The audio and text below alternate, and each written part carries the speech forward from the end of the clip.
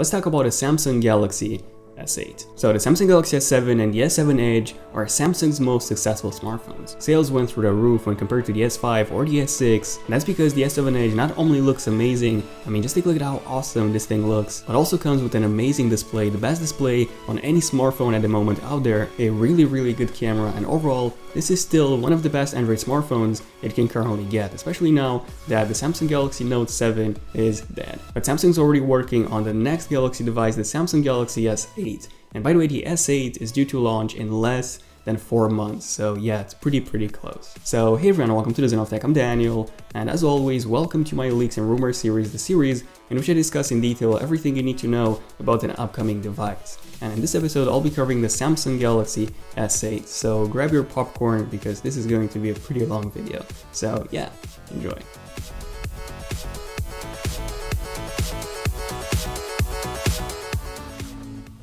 Okay, so starting off with section number 1, we have the design. So how is the Samsung Galaxy S8 going to look like? Well, the Samsung Galaxy S7 Edge was and still is, at least in my opinion, the best looking smartphone ever. I mean, just take a look at how awesome and how futuristic the Samsung Galaxy S7 Edge looked like, and when you compare the S7 Edge to the iPhone 7 or the Google Pixel, just take a look at how small the bezels on the S7 Edge are, also how modern and how futuristic it looks compared to especially the Google Pixel. What do you guys think of the S7 Edge's design? I definitely think that this is currently the best designed smartphone on the market. But the S7 Edge, even though it has an amazing design, it wasn't a complete redesign from the S6. The S7 was more of like a Samsung Galaxy S6s, so to say, so it had almost the same design with some very minor design tweaks. It also had the exact same Quad HD AMOLED display. However, we did get an improved camera, we did get better specs, we also got water resistance and an SD card expansion. But other than that, we didn't get to see any big changes, especially when it came to the design. Now, in terms of the S8's design, unlike the S7, the S8 is going to come with a new design, with a full redesign actually, so the design is going to be a pretty big change. And according to reports, the S8 has been in production even before the Note 7 even launched. And the code names for the S8 are SMG950 and SMG955. SMG. So yeah, there are going to be two separate models of the S8, which I'll be covering in a second. And by the way, fun fact, the codename for the S7 was actually SMG 930 instead of 940, and that's because 4 is actually a bad luck number in South Korea, so that's why the S8 is going to be called 950 instead of 940. And according to Avon Blast, most of you probably know him by Eve Leaks, he's a huge leaker. Guess which other device is also in production, the N950. So it seems like the Note lineup might not be completely dead after all. Who's excited for the Note 8 in 2017. So we know the code names, now what about the actual design? So there have been a lot of reports suggesting that the S8 is going to be completely or almost completely bezel-less. So the screen to body ratio is supposedly going to be 90%. That's insane. A screen to body ratio of 90%. This is the iPhone 7 Plus, which yeah, it has some pretty huge bezels, and this one has a screen to body ratio of 67%. So yeah, some of you might have heard of the Xiaomi Mi Mix. This one has a 91% screen to body ratio, and this one simply looks insane. So when it comes to the bezel sizes, the S8 is going to be pretty similar to the Xiaomi Mi Mix, and that's just awesome. Now the Mi Mix does have a pretty thick bottom bezel, so just take that bottom bezel, divide it by 2, add one part to the top and one to the bottom, curve the display, and this is most likely how the Samsung Galaxy S8 is going to look like. Now the S7 Edge already has some really thin bezels, so even thinner bezels would look even better. The build of the phone is still going to be exactly like on the S7 Edge, so this means glass on both the front and the back, and then the aluminum frame that surrounds the whole phone. Now there have been quite a lot of reports suggesting that a home button on the S8 is going away completely. Now at first, some initial reports suggested that home button was going to be replaced by a Force Touch home button just like we have on the iPhone 7, but now apparently because of those really thin bezels, the home button is going away entirely. And Samsung actually has a couple of patents on this, a Force Touch home button that's actually situated beneath the display. Okay, so some of you might be wondering, why would Samsung do such a thing when they can simply do something like on the Google Pixel, just have on-screen buttons? Well, Samsung apparently still wants to have a fingerprint reader on the front, and that's also going to be included in the display panel as well. And yeah, there are a couple of patents from Samsung suggesting just this. A fingerprint reader inside the display panel. How awesome would that be? Okay, so this is currently everything we know in terms of the design. Now what about the display itself? So in terms of the display, Samsung is apparently going to have a curved display on both models of the S8, so on both the regular S8 and on the larger S8 Edge. Now some reports suggest that we would have the exact same screen size as on the S7 and the S7 Edge. So an S8 with a 5.1 inch display and then an S8 Plus with a 5.5 inches display. And other reports suggest that the S8 would actually come with a larger screen size as the S7. So a 5.7 inch display on the regular model and then a 6.2 inches display on the larger one. And even though this seems kind of extreme, this is personally what I believe as well. And that's because the S7 Edge actually greatly outsold the S7, the regular S7, so removing the 5.1 inch model completely would actually make quite a lot of sense. And then if you take a look at the S7 Edge, this one comes with a 5.5 inch display, and then if you thin out the bezels, you can actually get a 5.7 inch display in the exact same form factor. Now just the display technology, the display panels themselves, it's going to be the exact same technology as we have on the S7 and the S7 Edge, so Super AMOLED displays. As for the display resolution, this is actually going to be the S8's top selling feature apart from the design. So yeah, we are expecting to see a 4K display on both the S8 and on the S8 Plus, so 3840 by 2160.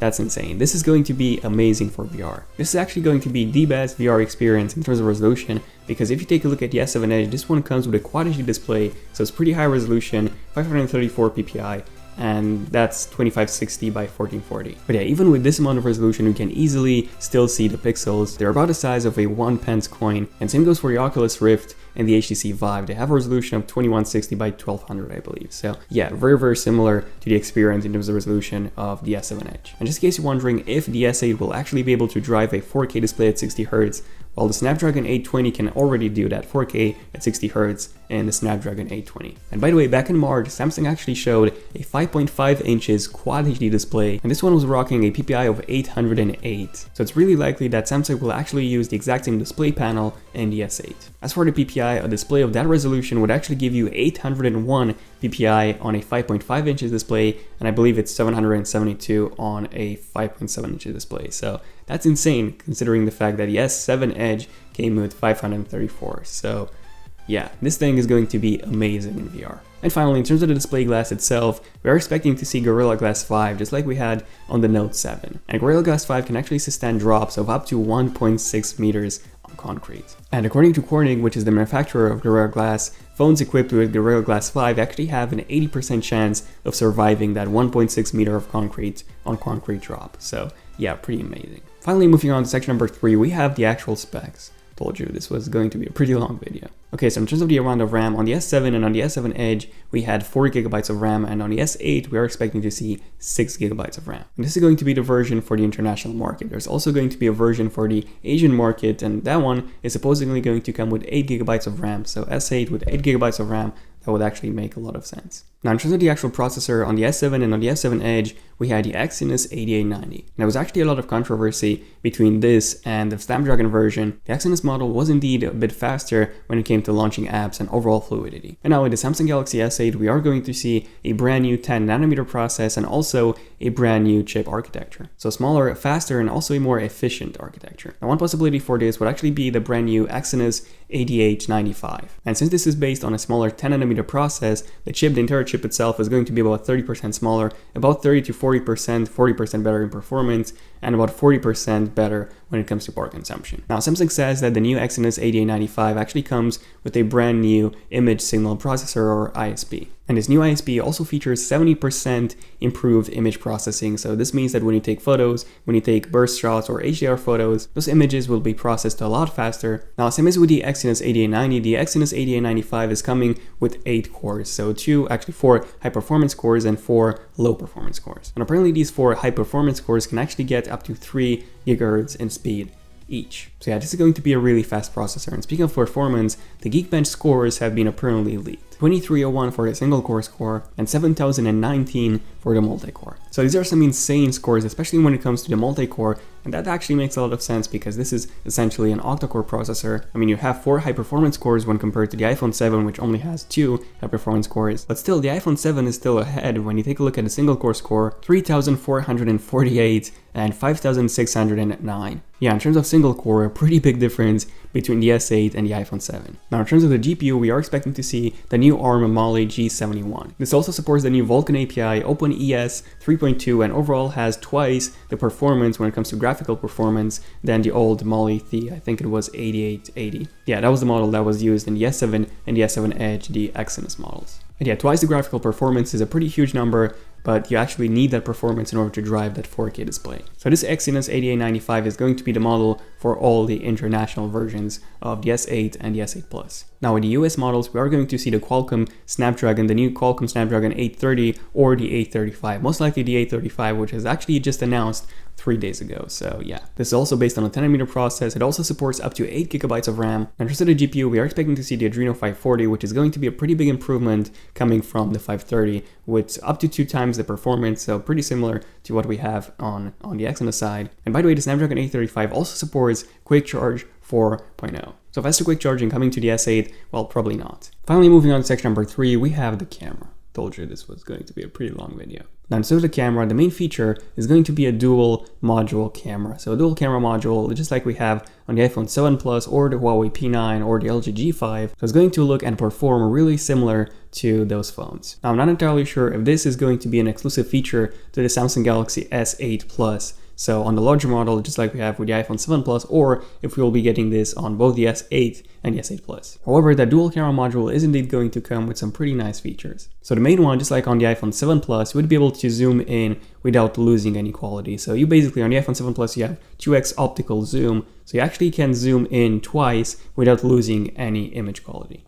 I don't have any details regarding what the zoom factor would be on the S8, but expect something between twice to 3 times optical zoom. Other changes to the dual camera module include improved noise reduction and also that really nice bokeh or depth effect. Now moving on to the actual specs of the camera. On the back-facing camera, we're expecting to see the exact same resolution, so 12 megapixel back-facing camera for both the camera modules. We also expect to see a larger aperture, so something like an f1.4 to f1.6. At the moment, the S7 and the S7 Edge, they have f1.7, which is actually the largest aperture for any smartphone at the moment. So that's also a reason why the S7 and the S7 Edge are so good in low light. We're also expecting to see a larger sensor, a 1/2.3 inch sensor. So this combined with a larger aperture will most likely result in some amazing low light images. Now the front facing camera is definitely going to get some pretty big improvements. So at the moment we have a 5 megapixel front facing camera on the S7 and the S7 Edge. And interesting enough, even with the iPhone 7, we have a slightly larger megapixel count on the front facing camera. We have 7 megapixels now. And with the S8, we're either expecting to see a 9 megapixel front facing camera or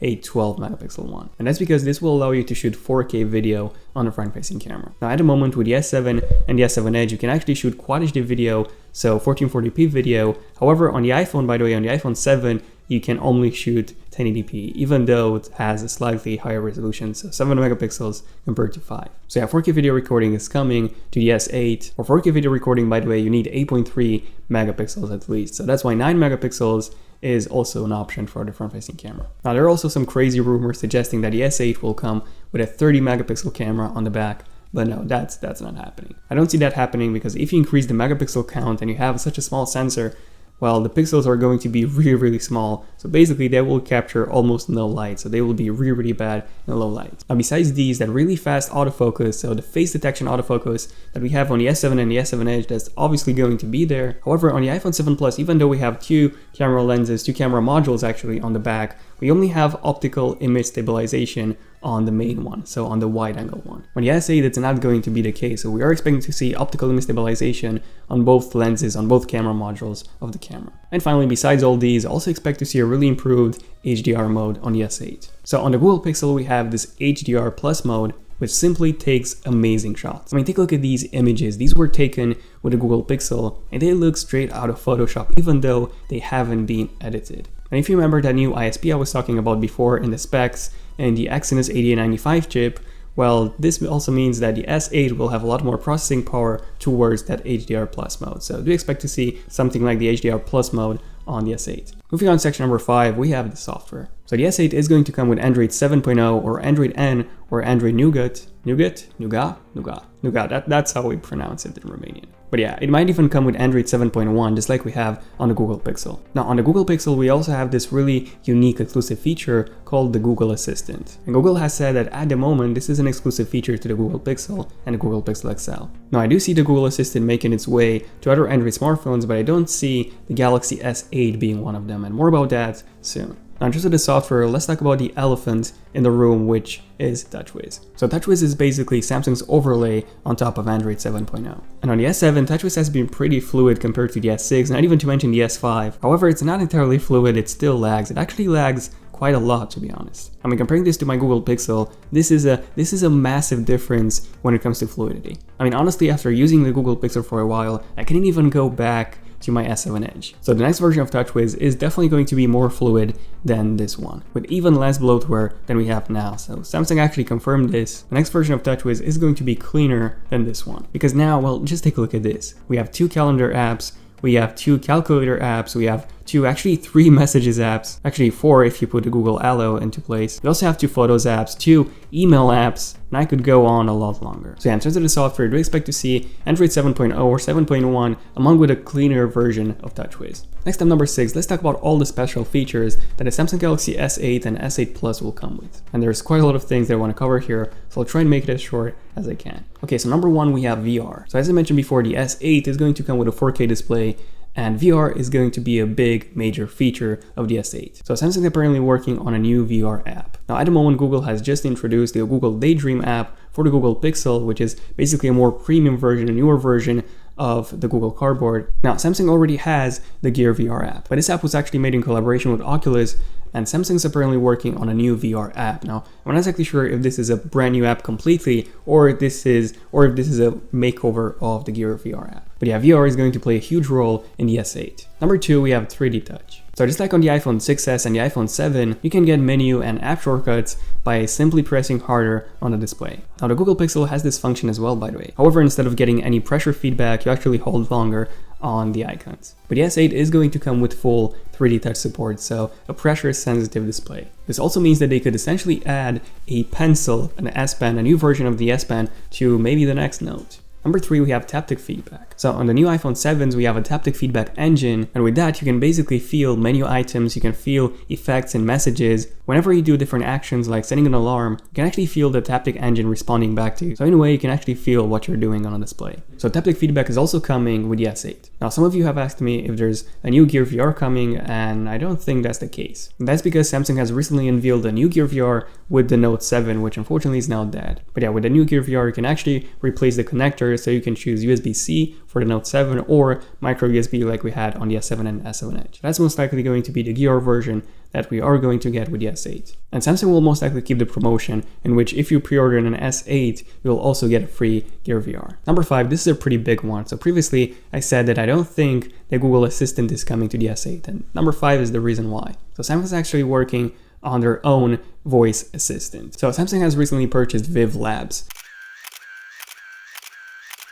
And Viv Labs is a company formed by the developers of Siri. So they're obviously working on a new voice assistant. So yeah, Viv is most likely going to be the actual name of Samsung's new voice assistant. Now the Viv assistant was already demoed to the public, and Viv was actually content aware, so it could actually answer your questions based on what you've said before, unlike Siri, which is pretty much limited to the question you're asking now. And Google Assistant can actually do this as well, so it knows what you've said before. So it seems that Viv is definitely going to be better than Siri, and it might be even better than Google Assistant. Yeah, we'll see in a few months. Number 6, this was a really expected one. We have USB-C. So yeah, micro USB is going to be replaced by USB-C, just like we had on the Note 7, which is now dead. And besides USB-C being reversible, the USB-C that's going to be inside the S8 is supposedly going to come with a USB 3.1 standard, Gen 1, not Gen 2. Gen 2 is up to 10 gigabits per second, Gen 1 is up to 5. Now, even though that seems really fast for such a connection for a mobile phone, don't expect to see insane transfer speeds on the S8, and that's because the internal storage is usually limited to about 200 to 300 megabytes per second. Now, speaking of USB-C, let's talk about a headphone jack. Is it actually going away or not? So yeah, there have been some reports suggesting that Samsung would remove the headphone jack from the S8, but I honestly don't see this happening. Some have said that Samsung is going to add a proprietary port to the headphones so that you could only use Samsung headphones, but again, I don't really see this happening. In the worst case scenario, Samsung would use USB-C as the audio connector, so you would get USB-C headphones in the box. But again, I don't see this happening. Number 7, we have wireless charging. So wireless charging is going to get some improvements. Apparently, Samsung is going to add 2 extra coils for wireless charging inside the S8, so you would get 3 coils instead of just 1, which basically means that the Samsung Galaxy S8 will not only charge faster, but you will also be able to position it pretty much anywhere you want on a charging pad instead of having to align it perfectly in the middle. Number 8, quick charging is also going to get some improvements. Now previously I mentioned that the Snapdragon 835 is actually coming with Quick Charge 4.0. However, since Samsung hasn't included Quick Charge 3.0 in the S7, even though the S7, the Snapdragon chip inside the S7, could support it, I don't see Samsung including Quick Charge 4.0 in the S8, unfortunately. However, do expect to see a slightly faster charging on the S8 than what we have on the S7. Possibly something similar to what we have on the OnePlus 3 and on the OnePlus 3T with the Dash Charge Quick Charge. Number 9, the SD card expansion is still going to be there, so don't expect that to be going away anytime soon. Also, speaking of SD card expansion, unfortunately adaptable storage, which was introduced in Android Marshmallow, is not going to be supported in the S8. Adaptable storage basically merges the storage you have on the internal drive and the storage you have on the external storage, so the SD card. Number 10, we have the fingerprint reader that I was talking about in the design section included in the display panel itself. So this is going to be a pretty awesome feature. This combined with tactile feedback, haptic feedback, this is going to be one pretty futuristic phone. 11, we have a feature which was introduced with the Note 7, but since the Note 7 is dead, we don't have it anymore. That's of course the iris scanner. So the iris scanner on the Note 7 is going to come back with the S8. So you'll be able to unlock your S8 by simply using your retina and your eyes. That's pretty cool and actually works. On the Note 7, it actually worked pretty well. The sensor was infrared, so it basically worked even if you had no light at all. 12, also from the Note 7, expect to see that night mode that we had with the Note 7 that's also coming in TouchWiz on the S8. And finally, the last special feature that we're expecting to see, this is a pretty interesting one. So on the back-facing camera, the ring that basically surrounds the camera, that's apparently going to be a full LED strip. What use would that have? Well, if you use the back-facing camera to take a selfie, that would actually light up when your face is in the center. So now you would be able to take selfies much better with the back-facing camera, although I don't see this being used that often, especially since the front-facing camera on the S8 is going to be even better than on the S7. But still, it's a pretty nice and interesting feature to have. Or they could simply add this reflective plastic lens like we had on the old Nokia 6288, if anyone remembers this phone, or many other phones that actually had this plastic reflective lens. Number 7, let's talk about the battery life. So on the S7 Edge, we have a 3600 mAh battery, which is actually one of the largest batteries we have on any flagship smartphone. So I was usually able to get through a full day of use. Now, when I first got this phone back in March, the battery life was simply insane. But now after so many software updates, the battery life got significantly worse than it was at the beginning. However, with moderate use, I can still make it through a full day of use. Okay, so what about the S8's battery? Now, I haven't actually seen any specific information when it comes to the battery life on the S8. However, what we do know is that it is going to come with much thinner bezels and a completely new and thinner body. Now this usually translates to less space inside the phone, and this translates to a smaller battery. Now the new processor, the Exynos processor, the 8895, is 30% smaller in terms of the actual size, and also 40% more power efficient. So this in theory should translate to not just more space inside a phone for the battery, but also more battery life overall. However, since the S8 will come with a 4K display, maybe the improvements in terms of CPU power consumption will be overlapped by that 4K display, so to say. So I personally do expect to see a battery life between 3500 and 3700 mAh. Hopefully these will be non-exploding versions. But yeah, overall, do expect to see about the exact same battery life as on the S7 Edge, maybe just a tiny bit worse. Moving on to section number 8, we have the models and the capacity. So in terms of the models, I mentioned this before, we won't be seeing an S8 and an S8 Edge this time, but an S8 and an S8 Plus or an S8 Pro. The S8 Pro or the Plus, most likely the Plus, will be the 6.1 or the 6.2 inches display version. And by the way, in terms of the Note 8, I do believe that it's still coming later on this year, especially since we have that leaked codename N950. Now, since the S8 will also feature a pressure-sensitive display, as I mentioned before, Samsung might even introduce an S Pen at the event, and if this is the case, then they might remove the Note lineup completely. So we'll find out if the Note lineup is dead or alive in just a few months. Now, in terms of the actual capacity, in terms of the actual storage, we have two options. So one of them is 32 and 128, just like we have on the iPhone 7, and then the second one is 64 and 128. Now, usually Samsung likes to be one step ahead of the iPhone.